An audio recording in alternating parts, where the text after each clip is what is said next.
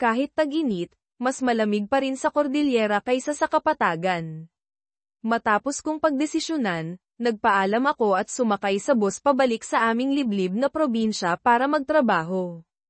8 taon na rin akong nagtatrabaho pagkatapos ng kolehiyo. Pagbaba ko ng bus at pagpasok sa faculty housing, nakita ko si Apong, ang bantay, na nakatayo sa dulo ng kalsada. "Ay, bagong guro ka ba rito?" tanong ni Apong. "May abiso ang principal tungkol sa iyo. Alam ko na darating ka ngayon."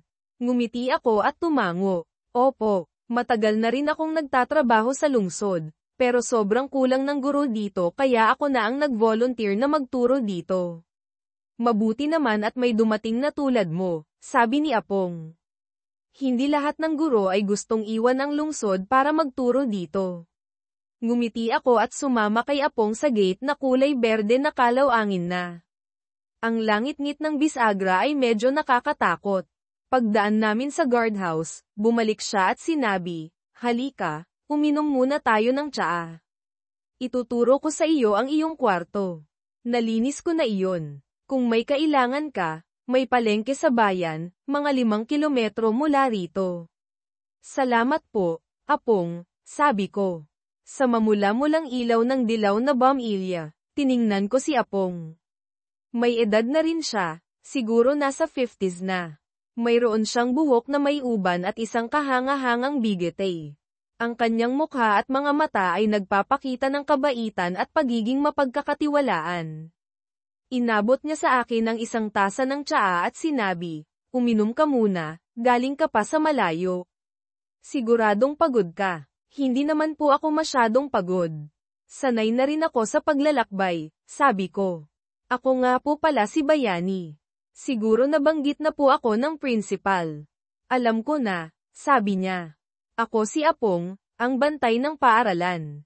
Ilang taon na rin akong nagbabantay dito." Hinaplos ko ang tasa para magpainit ang aking kamay at ininom ang tsaa. Hindi ito kasing tapang ng tsaa sa lungsod, pero may kakaibang lasa ng probinsya. "Kumusta po ang mga estudyante dito?" tanong ko. "Karamihan ay galing sa malalaking pamilya," sabi ni Apong. "Iilan lang ang mayayaman. Pero mababait naman sila at hindi masyadong naglalaro." Tumango ako. "Marami ring nakapagtapos ng kolehiyo noong nakaraang taon," sabi ni Apong. "Matatalino na ang mga estudyante ngayon." Ngumiti ako at sumagot, "Oo nga po. Dapat mag-aral ang mga kabataan para umunlad." Nagkwentuhan kami hanggang sa inabot ni Apong ang susi ng aking kwarto. Ito ang pangalawang kwarto sa pasilyo. Hindi ito kalakihan, mga 15 metro kwadrado lamang. Ang mga pader ay kulay asul at mukhang luma na. Medyo madumi na rin ang sahig. Dahan-dahan akong naglakad papasok at naglalagay ng bag. Binuksan ko ang lumang aparador sa sulok. Sa tabi ng kama, mayroon ding nakatiklop na kumot at unan na mukhang bago. Siguro binili ito para sa akin. Inilagay ko ang aking mga gamit sa aparador at kumuha ng ilang regalo na inihanda ko. Lumabas ako at nagpunta sa katabing kwarto. Nakita ko doon si Liwayway at Tala na nag-aayos ng damit at nagpaplano ng aralin. Pagkakita nila sa akin, ngumiti sila at sinabi, "Hello. Ikaw ba ang bagong guro?" "Oo, galing ako sa lungsod. Kakalabas ko lang ng gamit ko. Mayroon akong ilang regalo para sa inyo," sabi ko. Tumayo si Liwayway, inilapag ang kanyang aralin, at lumapit sa akin. Pasok ka. Upo ka rito." Pumasok ako, inilagay ang mga regalo sa mesa, at umupo. Umiwas si Tala at kumuha ng tubig para sa akin. "Ako si Liwayway," sabi niya. Siya naman si Tala. Kami ay galing sa Departamento ng Social Studies. Nagtuturo ako ng Filipino, si Tala naman ay kasaysayan. "Ikaw si Bayani, hindi ba? Ikaw rin ay sa departamento namin. Magtuturo ka rin ng Filipino." "Oo," sabi ko. Buti naman at may dumating ako. Kulang na ang guro sa Filipino dito. Mababawasan ang trabaho namin. Tumango ako. Sinabi ni Tala, "Mahirap ang buhay dito. Hindi ito tulad ng lungsod. Talagang mahirap dito." "Alam ko," sabi ko. Kaya nga ako nag-volunteer na magtrabaho dito. Habang nag-uusap, tiningnan ko ang dalawang guro. Si Liwayway ay maganda, may matangos na ilong, at hindi masyadong maputi ang balat. Ang kanyang ngiti ay nakakahumaling dahil sa kanyang maputing ngipin. Si Tala naman ay mas mahinhin, may mahabang buhok at hugis itlog na mukha. Tahimik lang siya at nakikinig sa aming usapan. Lumipas ang oras at umalis na ako para magkwentuhan kay Apong. Nakita ako ni Apong at ngumiti. Nakilala mo na ang dalawang babae. Oo, kapitbahay ko sila, sabi ko. Walang nakatira sa ibang kwarto. Wala na, sabi niya. Dati ay mayroon, pero lumipat na ang mga guro. Sila na lang ang natira dito. Bata pa sila at masisipag. Buti naman at masigasig ang mga kabataan, sabi ko. Kinuha ko ang sigarilyo, tsaa, at candy at binigay kay Apong. Para po sa inyo. Inabot ko ang mga regalo at umupo kami para magkwentuhan hanggang gabi. Pagkatapos ay bumalik ako sa aking silid para matulog. Ang huni ng mga kulaglig at palaka ay medyo nakakaistorbo sa aking pagtulog. Kinabukasan, pumunta ako sa meeting room. Ipinakilala ako ng principal sa lahat. Ako na rin ang pinuno ng departamento ng Filipino. Pagkatapos ng meeting, binigay nila sa akin ang listahan ng mga klase at pinag-aralan ko ang mga aralin. Nang hapon na, sinabi ni Liwayway sa akin, Bayani, pumunta ka sa kwarto namin para kumain. Nagluto kami para sa iyo. Ngumiti ako at sinabi, talaga. Masarap ba ang pagkain dito kaysa sa lungsod? Hindi kasing sarap, pero hindi naman masama, sabi niya. Pumunta ako sa kanilang kwarto. Mayroon silang inihaw na ibon, isang kakaibang dahon, isang sopas na may kawayan, at pritong isda. Ang amoy ng pagkain ay nakakatakam. Saan ninyo nakuha ang mga pagkain na ito? Tanong ko. Madali lang makuha ang mga ito, sabi niya. Sa palengke, maraming nagbebenta ng mga ganito. Ito ang mga simpleng pagkain dito. Ngumiti ako at umupo. Tumakbo si Liwayway para anyayahan si Apong na sumama sa amin. Dinala ni Apong ang 2 bote ng alak. Mayroon tayong maraming masasarap na pagkain ngayon, sabi ni Apong. Kailangan nating uminom. Umupo si Apong sa tabi namin. Uminom kami ng alak, nagkwentuhan, at nagtawanan hanggang gabi. Pagkatapos ay umuwi na ako sa aking silid para maghanda ng hapunan. Sinabi ni Liwayway sa akin, binilhan na kita ng mga gamit. Bayaran mo ako mamaya. Nagulat ako. Ngumiti si Liwayway at sinabi, huwag kang mahiya. Kami ang mas magaling sa palengke. Kapag busy ka, pumunta ka na lang sa amin para kumain. Ngumiti ako, nagpasalamat, at ibinigay ang pera kay Liwayway. Habang nag-uusap, tiningnan ko si Liwayway. Gusto kong tumingin sa mga babae kapag nakasuot sila ng puting polo. Huminga siya sa bawat salita, kaya mas nagustuhan ko siya. Dati sa lungsod, naglalaro ako, kahit na ako ay isang guro. Pagkatapos ng pag-uusap, umuwi si Liwayway sa kanyang silid. Inayos ko ang aking gamit at bumili ng iba pang bagay. Pagkatapos kong magluto at nagpaplano ng aralin, lumapit si Tala sa akin. Kumusta na ang aralin mo, Bayani? Tanong niya. Okay lang, sabi ko. Hinawi ni Tala ang kanyang mahabang buhok malapit sa aking mesa. Siguro may girlfriend ka na sa lungsod? Wala pa, sabi ko. Naging busy ako sa pag-aaral at pagtuturo. Siguro maraming nagkakagusto sa iyo, sabi ko. Maraming guro dito, pero wala namang nagkakagusto sa akin, sabi niya. Ako at si Liwayway ay napakapangit. Huwag kang magsalita ng ganyan. Maraming gustong magkagusto sa inyo, sabi ko. Nagkwentuhan kami sandali at sinabi ni Tala na gustong basahin ang mga libro sa panitikang Amerikano. Gusto ko rin ang panitikang Amerikano, lalo na ang panitikan ng mga bata, sabi ko. Nag-usap kami at binigay ko kay Tala ang aking mga libro.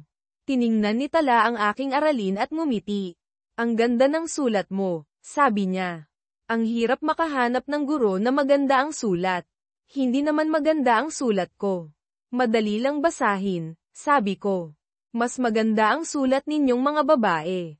Ngumiti ako at pinagmasdan ko siya. Hinawakan ni Tala ang aralin, ngumiti, at umuwi sa kanyang silid. Sa lungsod, gusto kong lumabas, hindi mag-isa sa gabi. Dito, madilim na madilim. Nakita ko ang ilaw ni Tala sa kanyang bintana. Nang tiningnan ko siya, nakita ko si Liwayway na nagpaplano ng aralin. Pinagmasdan ko si Liwayway sandali, nagkwentuhan kay Apong, at bumalik sa aking silid para matulog. Natulog na ako. Kinabukasan, nagturo ako sa Filipino class. Kaunti lamang ang mga estudyante dito. Pagpasok ko, nagpakilala ako at inanyayahan ang klase na magpakilala. Pagkatapos, nagsimula kaming mag-aral tungkol sa panitikan. Maaari ko pang ipagpatuloy ang kwento kung gusto mo. Pumasok ako sa loob. Sa dim na ilaw ng bombilya, lalong naging kaakit-akit si Liwayway. Huwag ka nang mahiya, sabi niya ng mahina. Patayin mo na ang ilaw, walang dapat ikahiya. Maganda ka. Pagkatapos ng 40 minutong paglilikot, nagbihis si Liwayway at sinabi sa akin, dito ka na matulog. Bukas ka na umuwi, pero baka makita ako ni Tala o ni Apong, sabi ko.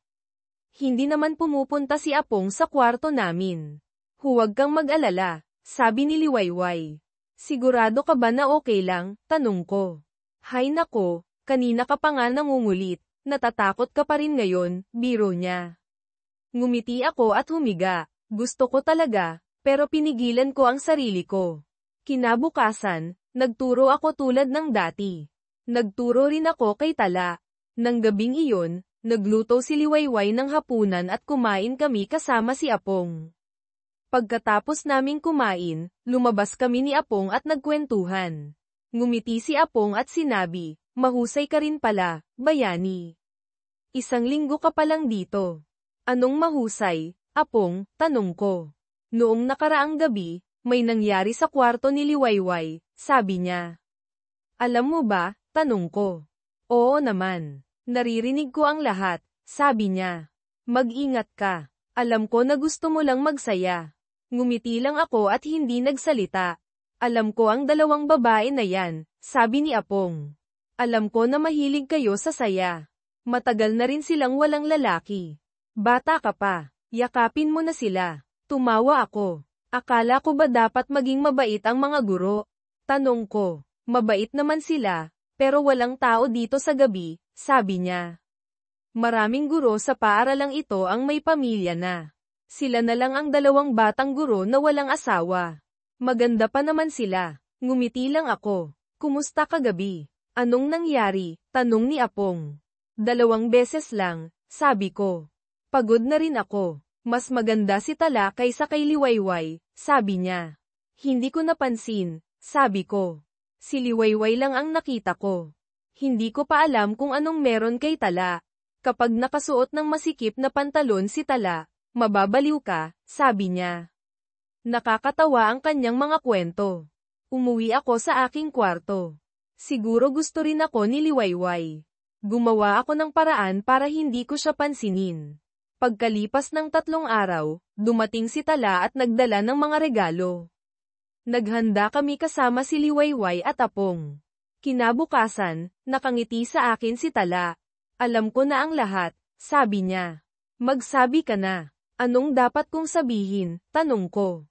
Masaya ako sa aming lugar kaya nakikita ko ang mga tao, sabi ko. Alam mo na ginawa namin ni Liwayway ang hindi dapat mangyari. Wala akong ibang intensyon. Tumingin si Tala sa akin. Kumusta si Liwayway? Mahal mo ba siya? Tanong niya. Okay naman siya, sabi ko. Nag-uusap kaming 2. Gusto kong malaman kung ano ang iyong opinyon. Kailangan kong malaman at humusga. Si Tala ay mausisa at gustong marinig ang aking mga kwento. Naglalakad kami at patuloy siyang nagtanong. Sabihin mo na. Hindi ako magagalit. Tayo lang naman. Okay lang, sabi ko. May sasabihin pa ba ako? Gusto kong pumunta sa iyong kwarto, sabi niya. Pupuntahan mo ako, tanong ko. Namula ang kanyang mukha at hindi na nagsalita. Umuwi siya. Naabutan ko si Liwayway sa bahay. Nakangiti siya sa akin. Namumula ang kanyang mukha. Pinagselosan ni Tala si Liwayway. Pumasok ako sa bahay at naghanda ng pananghalian. Dahil wala akong klase ngayong hapon, humiga ako sa kama at tumingin sa labas ng bintana. May mga ulap sa kalangitan. Uulan na. Ang mga puno ng mangga na may madawang mga dahon ay humaharang sa araw. Malapit na itong umulan at medyo malamig. Habang natutulog ako, nagsimulang pamatak ang ulan sa mga dahon ng saging sa tabi ng bintana. Tumayo ako para kumuha ng damit. Nakita ko si Tala na nagmamadaling kunin ang kanyang mga damit. Dahil nakasabit ang mga ito, nahihirapan siyang kunin ang mga ito. Tinulungan ko siya. Kapag nagsasabit ka, huwag mong itaas, sabi ko. Hindi naman ako ang nagsabit, sabi niya. Si Liwayway iyon. Sinabi ko na sa kanya na maraming beses, pero ayaw niyang makinig sa akin. Tumawa ako at kinuha ang kanyang mga damit. Ang itim na bra ay malambot at nakakaintriga. Pumasok ako sa bahay. Malakas na ang ulan. Puti na ang lupa sa tubig. Kinuha ni Tala ang kanyang mga damit at sinabi, sobrang lakas ng ulan dito. Matagal pa bago huminto ito. Akala ko mabilis lang huminto ang ulan, sabi ko. Hindi. Dito, kapag umulan, ilang oras iyon, sabi niya. Okay lang, sabi ko. Nasaan si Liwayway? Tanong ko. Hindi sumagot si Tala. Umupo siya sa tabi ng mesa at tumingin sa bintana. Ako naman ay nakatayo at tinatamasa ang malamig na hangin. Ang tubig mula sa bubong ay dumadaloy sa kalsada. Pumasok ka na. Bakit ka nakatayo sa labas? Tanong ni Tala. Gusto kong panoorin ang ulan, sabi ko. Umupo ako sa tabi ni Tala. Malungkot ang kanyang mukha, may mga buhok siyang basa. Nakasuot siya ng puting bra sa ilalim ng rosas na polo. Lumapit ako sa kanya at tinanong, naiisip mo ba ako? Tumingin sa akin si Tala at ngumiti. Walang naiisip na iba. Gusto kong tumingin sa ilabas, kaysa dito, sabi niya. Tumingin ako sa kanyang bukas na libro. Umiling si Tala at sinabi, gusto kita. Tumayo siya at isinara ang pinto. May tao sa labas, sabi ko. Walang tao. Malakas ang ulan, sabi niya. Huwag kang mag-alala. Wala silang makikita. Ngumiti si Tala at isinara ang kahoy na pinto. Madilim ang kwarto. Natatakot ako. Hindi na malakas ang ulan. Mas maganda ba ako kay Liwayway? Tanong niya. Para malaman, kailangan kong patunayan, sabi ko. Patuloy kaming nagtatrabaho, hindi alintana ang panahon. Hindi ko akalain na ang isang batang guro tulad ni Tala ay magiging ganoon kadali. Magaling din siya. Pagkatapos ng gabing iyon, umuwi ako agad sa aking kwarto. Si Liwayway naman ay dumating sa hapon at inanyayahan akong kumain. Hindi niya alam ang nangyari sa pagitan ko at ni Tala. Kinabukasan, nagturo ako. Sinabi ni Tala na may ilang estudyante na gustong magpaturo sa akin. Sinabi niya sa akin na wala akong silid sa paaralan, kaya mag-aaral kami sa bahay nilan. Tinapos ko ang aking klase. Tiningnan ko ang mga estudyante. Hindi sila tulad ng mga batang babae sa lungsod. Sa paaralan, maituturo ko ang lahat. Sinabi ko sa kanila na kaya ko silang turuan sa gabi. Sasabihin ko sa iyo kung saan nakatira silan, sabi ko. Wala akong alam na mga address. Okay lang, sabi nila. Malapit lang iyon. Hindi ka malalayo. Tumawa ako. Pagkalipas ng ilang oras, nakarating ako sa bahay nilan. Ang mga magulang niya ay nag-anyaya sa akin na pumasok at uminom ng tubig. Sabi nila na ang dalawa nilang anak ay umalis na. Ang anak daw na ito lang ang nasa paaralan. Pagkatapos ay pumunta ako sa silid-aralan. Mayroon doon si Lan at si Tala. Ano ang ituturo mo sa amin ngayon? Tanong ni Tala. Maghanda tayo para sa pagsusulit, sabi ko. Nakatuon silang lahat. Si Tala ay maganda, pero mas maganda si Lan.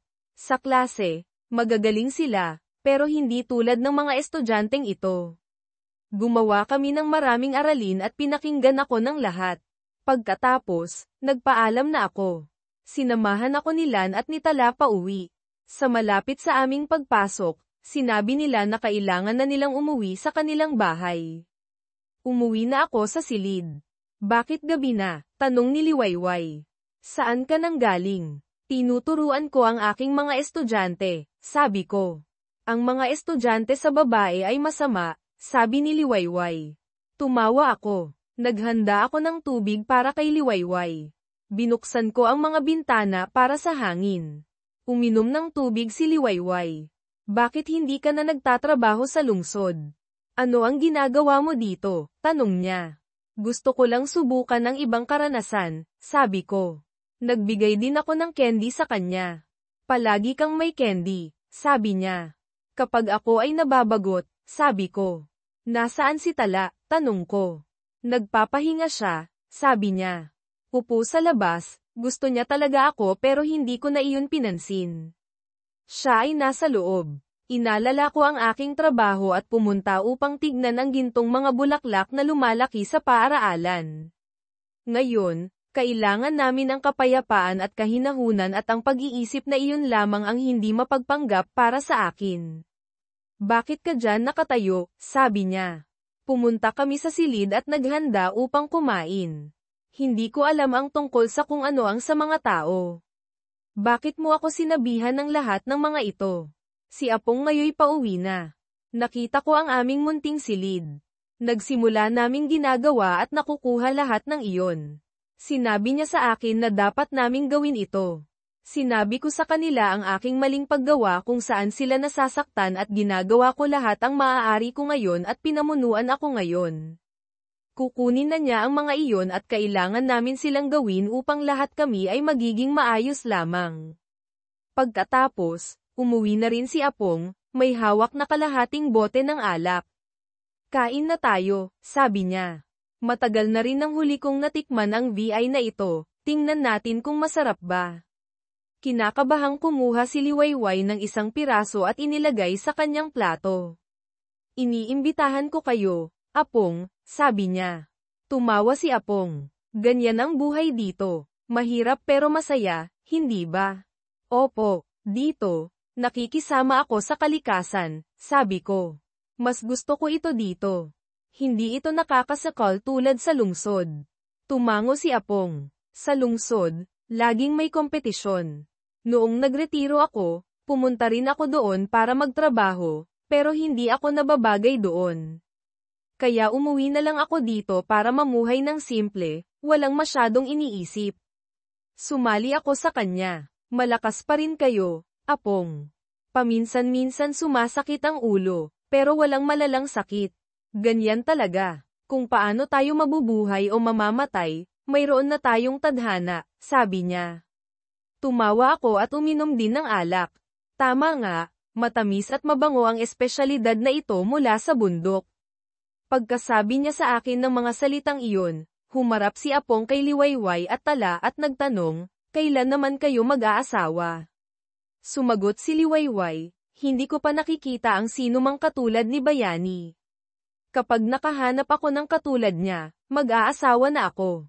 Narinig iyon ni Apong. Sumasang-ayon ako dyan. Susuportahan kita. Tumawa si Liwayway. Suporta ay isang bagay, pero kung papayag ba si Bayani ay ibang usapan na.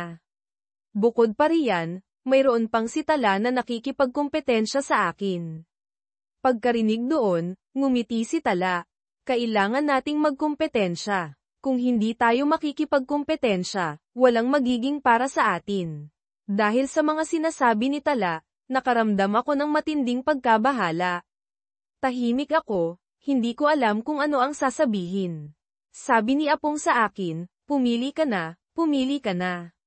Bago pa mahuli ang lahat, ngumiti ako, natatakot ako. Kung pipili ako ng isa, masasaktan ang isa. Kaya pipiliin ko ang kapalaran. Okay, sabi niya. Sabihin mo sa akin kung ano ang pinili mo.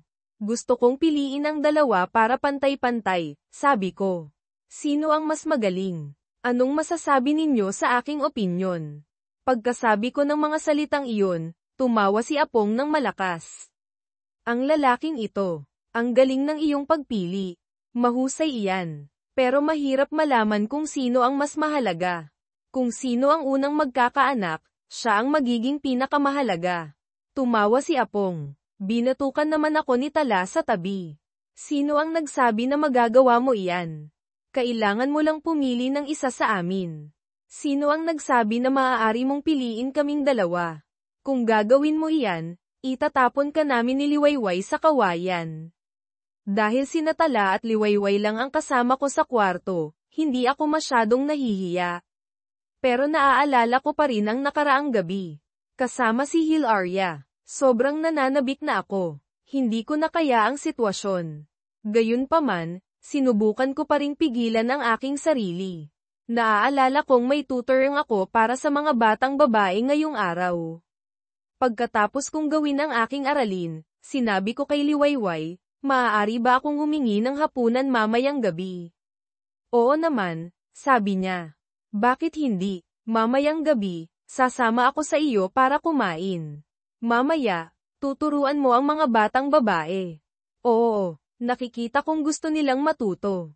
Hindi ako binabayaran dito, pero okay lang. Libre kong tuturuan ang mga ito. Hindi ko kailangan ang kanilang pera, sabi ko. Mahusay, sabi niya. Kung pupunta ka sa lungsod para magturo, makakakuha ka ng maraming pera. Hindi na sumagot si Liwayway. Sa sandaling nag-usap kami, bumalik ako sa aking silid para magpatuloy sa pagtatrabaho. Sina Liwayway at Tala ay naghahanda ng aming hapunan ng maaga. Naglakad ako papunta sa bahay ni Salome. Nasa bahay lamang si Salome. Wala pa ang kanyang mga magulang dahil mayroon silang handaan. Pagkakita sa akin, sinabi ni Salome, halika, guro. Huli na sina Hilaria at Fe. Okay lang. Bukod sa Filipino, nag-aaral ba kayo ng iba pang aralin? Tanong ko. Nag-aaral din kami, pero paminsan-minsan lang. Nahihirapan kaming gumawa nyon dahil ang mga guro dito ay may asawa na. Kailangan naming magsikap upang makapag-aral sa panahong ito. Marami kaming ginagawa sa bukid. Kung paano man, kailangan naming maglaan ng oras para mag-aral. Ang aral na ito ay makakatulong sa amin sa hinaharap. Habang nagsasalita si Salome, nakita ko siyang lalong gumaganda. Ang kanyang mahabang buhok ay naligo at mukhang tradisyonal talaga. Nagmasid ako sa hardin, may mga bulaklak, sinabi niya sa kanyang mga talampakan ang mga bulaklak na ito tulad ng kanyang amoy. Kung saan niya ang malalim na amoy ng mga bulaklak ay nagbabahagi rin. Sabi sa akin ni Salome na ako'y madalas sa kanyang kamatis kapag may narinig akong anumang mga amoy. Ikaw ay lubhang katangi-tangi sa mga paraang nagpapangyari sa iyong pagkaakit-akit sa buhay ngayon. Marahil ay labis mong malalaman ang mga pagkahilig ko at mga inaasam, sabi ko. Sinabi ko iyon, at magpahinga kasama siya ang kanyang magandang kagitingan sa pagsasalita. Nakaupo man lang ay ang katibayan ng kanyang kagandahan, at may mga batang dumating at ako nga'y nagsimula sa aking araw-araw na pagtuturo. Hindi pa niya nakikita na ako'y namulat ng matalik. Aking nakita itong pagbigayan bilang kapwa ng taon-taon at ang katangian sa mga tao na nakikinig, at ako'y may pag-asa. Ibig nila akong maganda na sinabi sa malinaw na mga pampanitikan na pagkakabalangkas at sa kaparaanang magsusulat kami. Sa paggawa ng mga gawaing ito, ang mga kababaihan na napili. Sa bandang 8:30 na, ibinigay ko na sa amin ang game ang araw. May sasabihin ka na sa aking bahay o gabi, sabi ni Fe. Ikaw mayroon kang malaki ang pagsunod para daluhan, sabi ko sa mga pagpunta sa kanyang bahay. Ito'y mahusay, matitiyak na kayo ng mga galing mag-asawa at may isa pang malawak na araw. Mga bata, kung maaari, ikaw ay nakikinabang sa aking sariling kabali. Akong lumakad ang aming lugar kung saan ang aming katibayan ay lumakad sa karagdagang, kaming ay ang maging pagiging kabilang sa mga katulong. Ngayon at ang aming magiging may katulong ay may mga kaunting matalino na lumaki at ang naghahangad. Ako'y nagpupuri tungkol sa katulong at sinabi hindi talaga sa mga salitang lumaki sa aking kalalabasan at ako'y katulong. Sinabi ni Fe na maglalako sa paglaki ng pabalik namin sa kasulukyang. Ako ay nalilito at ang sinabi na mas makakabuting umakto. Ako sa lahat at itinanong hindi talaga may katulong doon. Kami bumalik sa amin. Ang kaso ng matalik ni Fe ay nasa labas ng may katulong. Ako ay tumutulong sa maling kasulukuyan. Ako ngayon ang naglalakaw sa aking kalabasang, sinasabi sa aking sarili iyon. Nasaan ako? Nasa bahay na ang mga katulong ay ang lahat ng ang kanilang mga balita ay pinapalitan at lumipat sa mga iyon na may pagbubukas ng mga lalong kasulukuyan at naging makatwiran. Si Fe ay may kanyang kamalayan sa maging may mali. Sabi niya na dapat akong magpalem dahil sa ito. Ang labas niya sa likod ang aming dating lugar. Marami kaming nagsalita, lalo pang nakatwiran. Kami sa kanyang kahanga-hangang bahay pagkatapos mayroon, ang bawat bagay ay marubdob sa lugar kung saan nararapat na tumagal. Ako'y ngumingiti at sinabi, ikaw ay makakadalaw sa kanya. Hindi, sinabi niya. Hindi kami ang nangyayari, may mga naghihintay para sa kanyang lugar sa ngayon. Ang kaso at iba pang nagpakitang ilaw doon ang nagbigay para kay Fe. Ako'y naroon sa mga ito. Ito'y matalik na ito at may kakulaitan doon at makatawag. Pagkatapos ng pananalita na ang nakakatawag, nararapat kong sabihin kung paano nararamdaman dahil ako'y nagulat. Sabi niya na hindi. Kamiway nagbabaybay kung saan sinabi niya ang mga kaso ng lumipat at inumpisahan niya para ibahagi siya ng isa't isa. Ako'y sinabi, pagbalik ng loob, ang lahat ba ay makakamit ang mga ito sa kumuha ng nakagawa na hindi magtungo kay Fe. Hindi sila sa kanya, sabi sa kanya. Mang Ambo, gising, ang boses na iyon ang gumising sa akin mula sa mahimbing na pagkapatulog. Bumangon ako at lumapit sa pinto. Ang aga-aga naman, sino kaya ito? Oh, Mang Ambo, pasensya na sa abala sa iyo ng ganito kaaga. May importante lang akong sasabihin, boses iyon ni Aling Aiseng, na may-ari ng karinderya malapit sa construction site. Nagtatrabaho ako sa isang maliit na proyekto, ang paggawa ng kalsada sa loob ng isang subdivision sa Laguna. Noong naparaang buwan pa kami nagsimula, at wala pang maayos na barracks, kaya nakikitunoy muna ako sa bahay ni Aling Aiseng. Nakikitunoy nga lang, pero sa labas ako natutulog sa duyan. Alam mo naman, nag-iingat din siya sa mga taong galing sa ibang lugar. 47 taong gulang na si Aling Aiseng. Mas matanda sa akin ng 10 taon, pero mukha siyang lampas 50 na. Siguro dahil sa hirap ng buhay para mapag-aral ang 2 anak niya sa kolehiyo.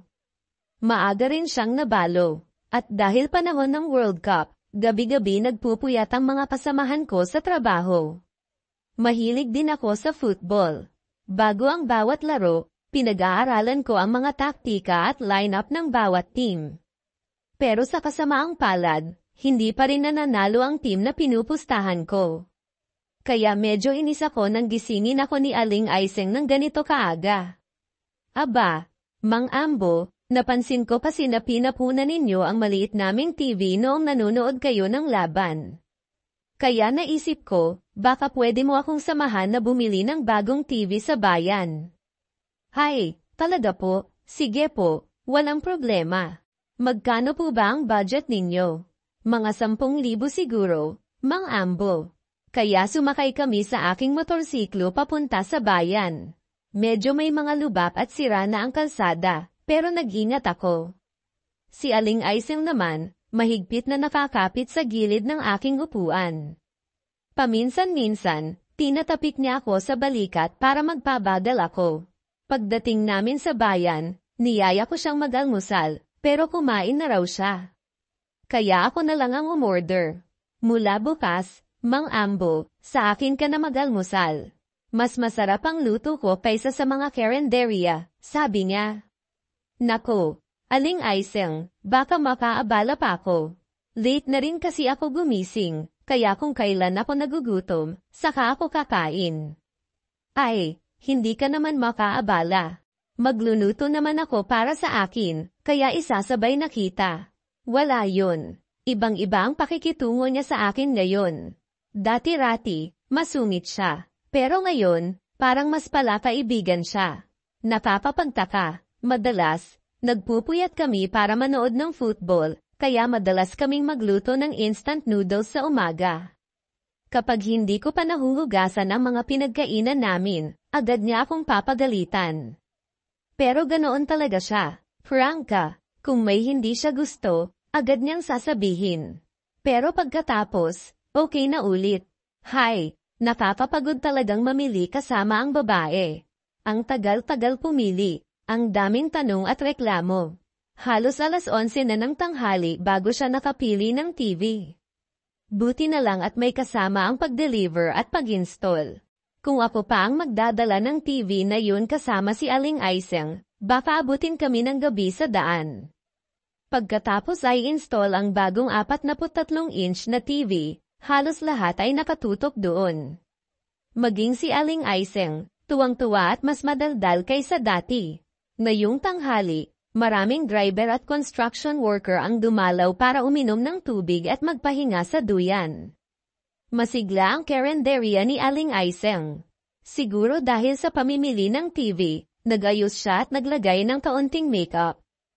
Kaya mas mukha siyang bata kaysa dati. Napansin din ito ng iba, kaya binigyan siya ng mga papuri na ikinatuwa niya. Tapos na ang round of 16 ng World Cup, kaya may isang araw bago ang quarterfinals. Dahil ako ang namamahala sa mga trabahador, medyo may oras ako para magtrabaho sa mga bagay-bagay. Kaya kinumpuni ko ang mga tubo ng tubig para mas komportable ang mga trabahador. Mayroon kaming labis na tangke ng tubig sa construction site, kaya dinala ko ito sa bahay ni Aling Aiseng at pansamantalang inilagay doon. Pagkatapos manood ng football, madalas umiihi ang mga kasamahan ko sa hardin. Dahil mainit ang panahon, sobrang baho. Nako, Mang Ambo, ang sipag mo talaga. Sino man ang mapang-asawa mo, siguradong mapalad, sabi ni Aling Aiseng. Hay! Huwag po kayong maniwala dyan. Sa bahay nga, pinapagalitan pa ako ng asawa ko, biro ko. Huwag kang ang magbiro, sino mang makakakuha sa iyo, siguradong sinwerte. Ako nga, mag-isa lang. Lahat ng gawain, nasa akin. Talagang mahirap magpalaki ng anak ng mag-isa. Malalaki na rin naman ang mga anak ninyo. Tiis na lang kayo ng kaunti. Pagkatapos nilang makapagtapos, makakapagpahinga na rin kayo. Ang gusto ko lang naman ay makapag-ayos sila ng buhay nila. Masaya na ako doon. Ang asawa ko, halos 9 na taon na ang napalipas ng pumanaw. Bata ka pa, hindi ka ba nagbabalak na mag-asawa ulit? Bata pa ba ako? Nako, huwag na. Mang Ambo, pwede bang magpatulong? Ano yon? Gusto ko sanang magpakabit ng shower sa banyo. Kasi tuwing naliligo ako, nagbubuhos lang ako ng tubig gamit ang tabo. Napapahiya naman. Saka, pwede mo bang batasan ang pader para sa drainage ng washing machine? Kasi noong binili ko ito, hindi nila ikinabot ng maayos.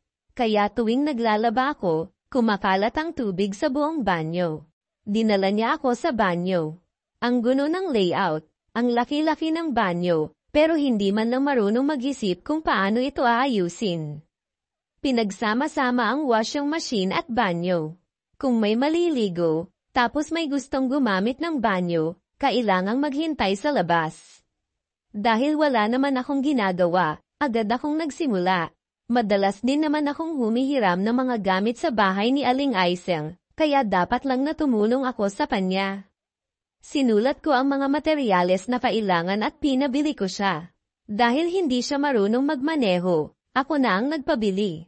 Pagkatapos kong ikabit ang shower, nilinis ko ang aking mga gamit at pumunta sa likod ng banyo para takpan ang butas ng drainage ng washing machine gamit ang semento.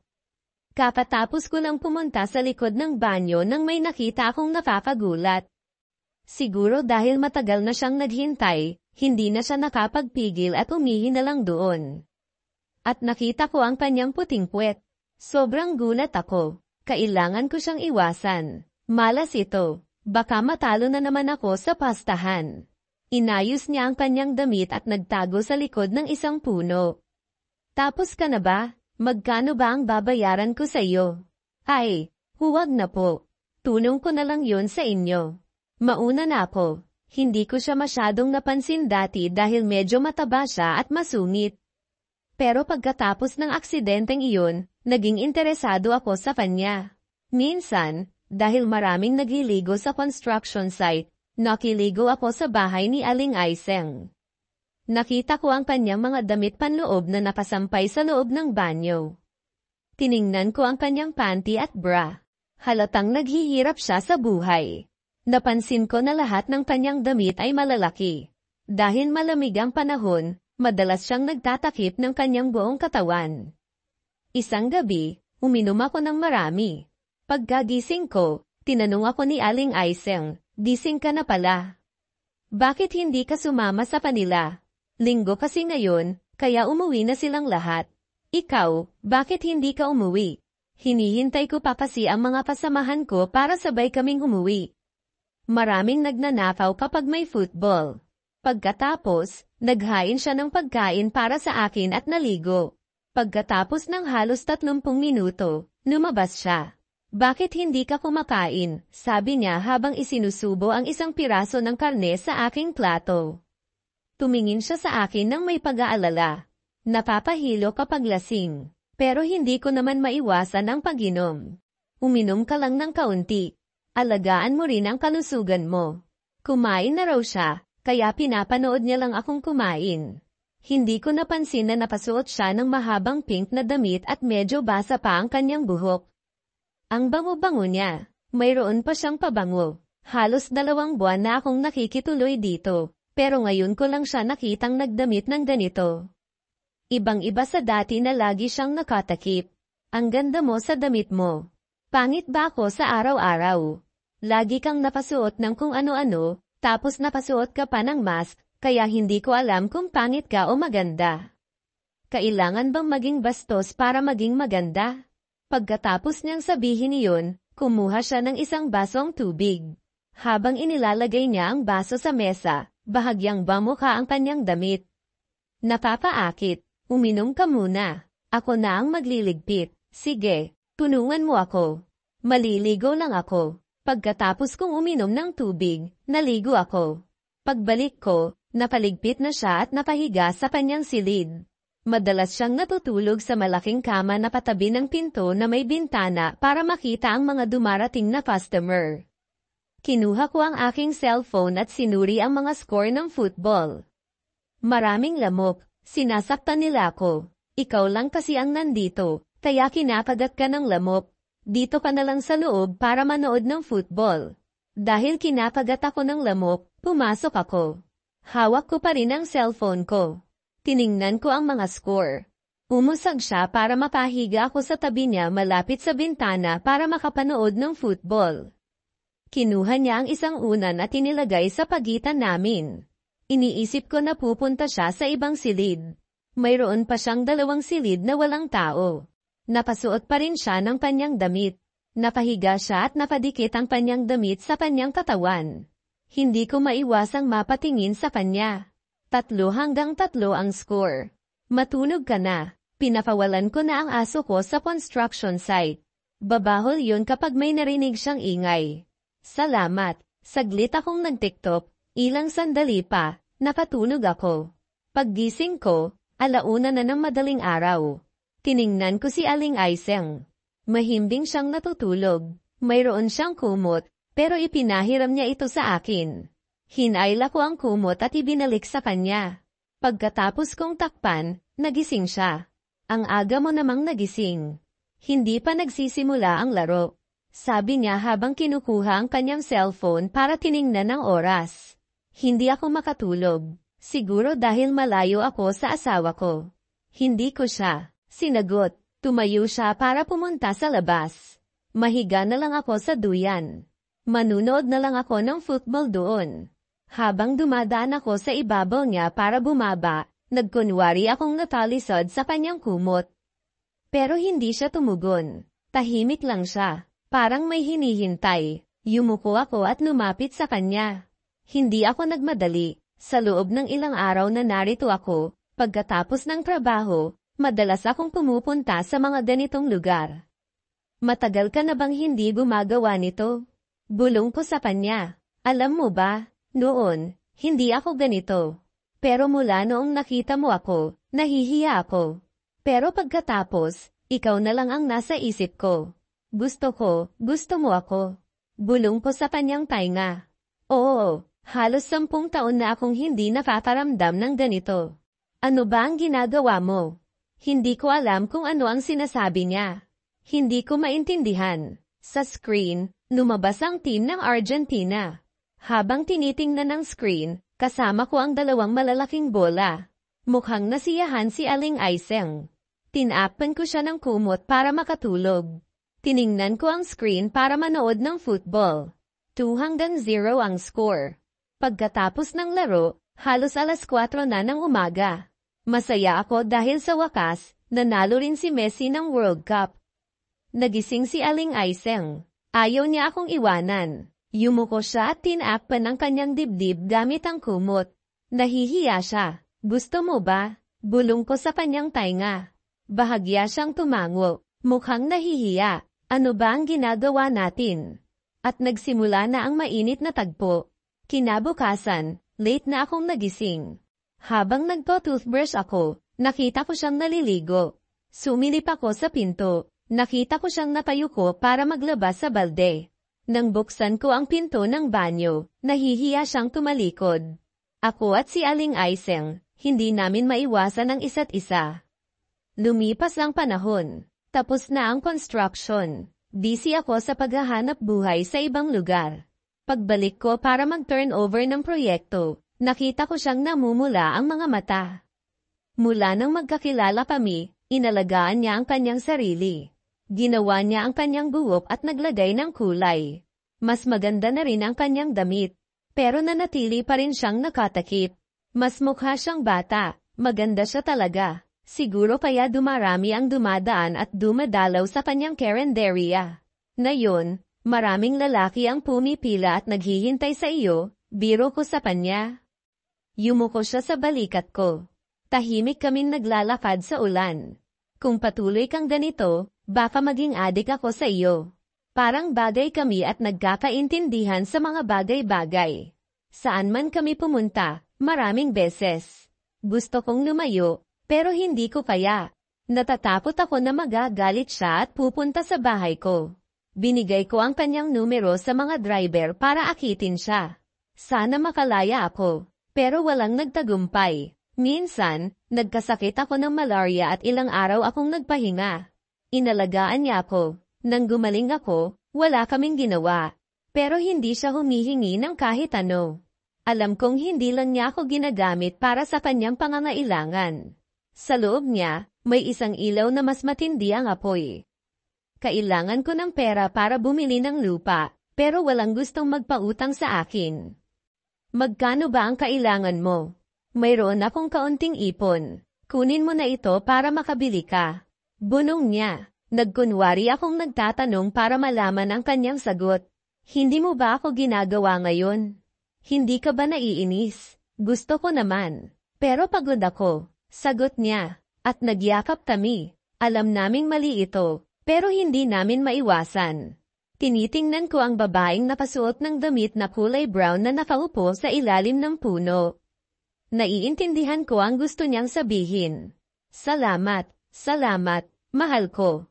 Pagkasara ng pinto, agad niya hinubad ang kanyang mga saplot, hindi na alintana ang kanyang edad. Napansin niyang tila nag-aalangan pa ang binata, ngunit nang makita nito ang perang nasa tabi ng kama, tila naglaho ang anumang pagdududa. Ninamnam ni Teresa ang bawat sandali. Matagal na niyang hindi naramdaman ang ganitong kasabikan.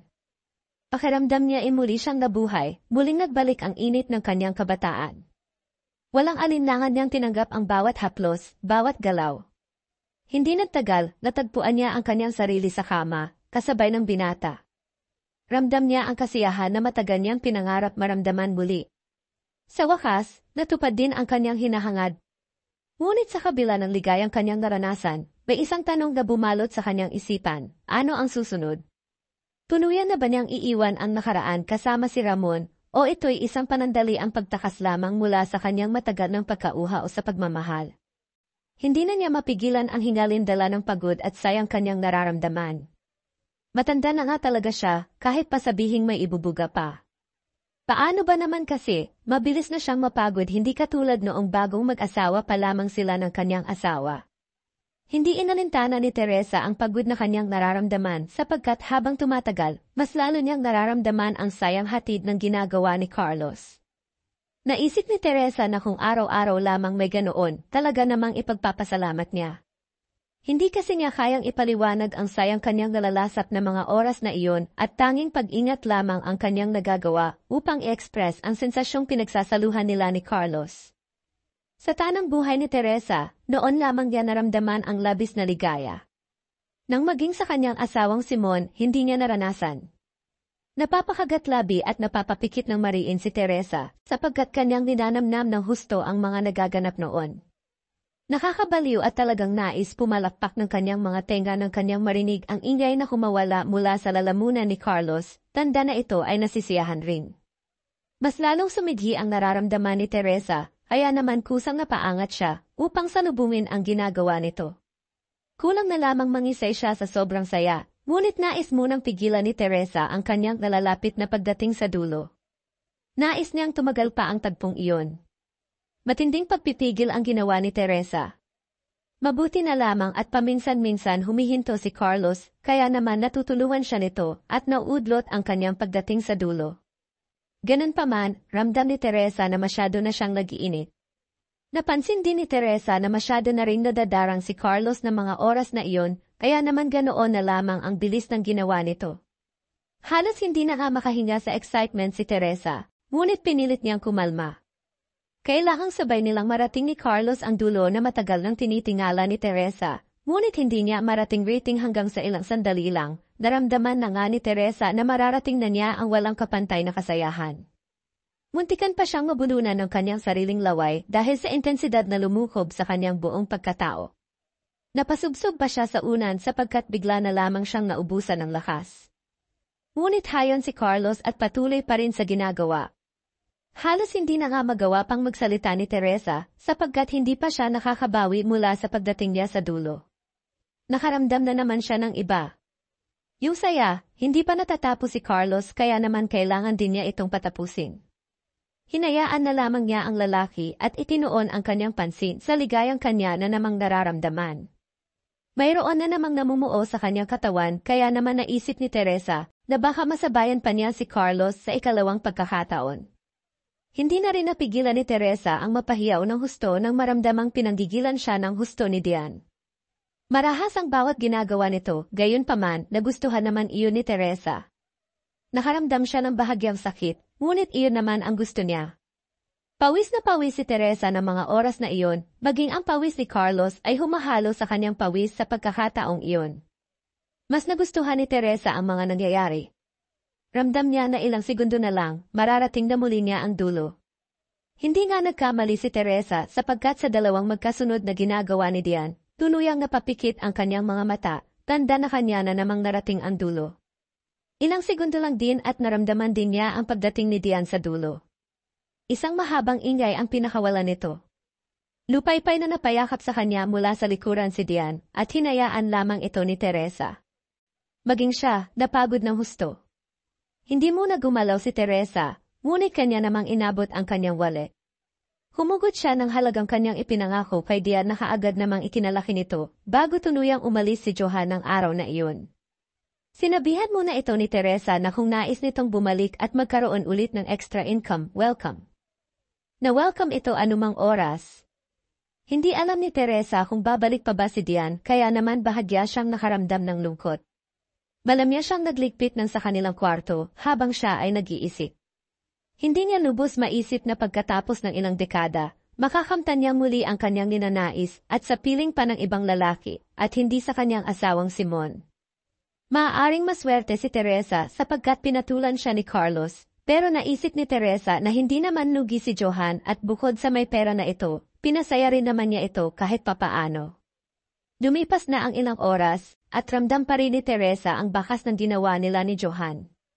Naisip niya ang mga nangyari at talagang gumuhit na lamang ng kusa ang ngiti sa kanyang manipis na mga labi, para bang bigla na naman siyang sinilaban ng init sa katawan nang maalala niya ang mga ginawa nila ni Dian.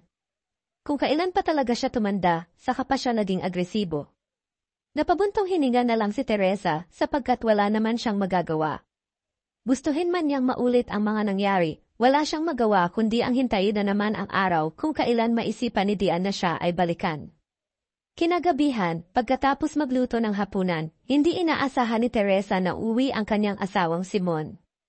Ganoon na lamang ang init ng ulo ni Teresa sapagkat hindi niya nagusto ang presensya ng kanyang asawa. Pinakita niya rito na naiinis siya sa pagmumukha nito, kaya hindi rin ito nagtagal doon at pinili na namang umalis. Mas gusto ni Teresa ang mamuhay ng mag-isa, kaysa makasama ang kanyang asawang wala namang silbi. Kung sana pinapasaya rin siya nito, kahit na sa ibang paraan, di sana kahit papaano nakita niya ang halaga nito. Ngunit sadyang tamad na talaga ang kanyang asawa pagdating sa bagay na makapagpapasaya kay Teresa na hindi nga ito nangahas na kapain man lang ang bagay na iyon sa kanya. Napabuga na lamang ng malakas si Teresa at napailing-iling.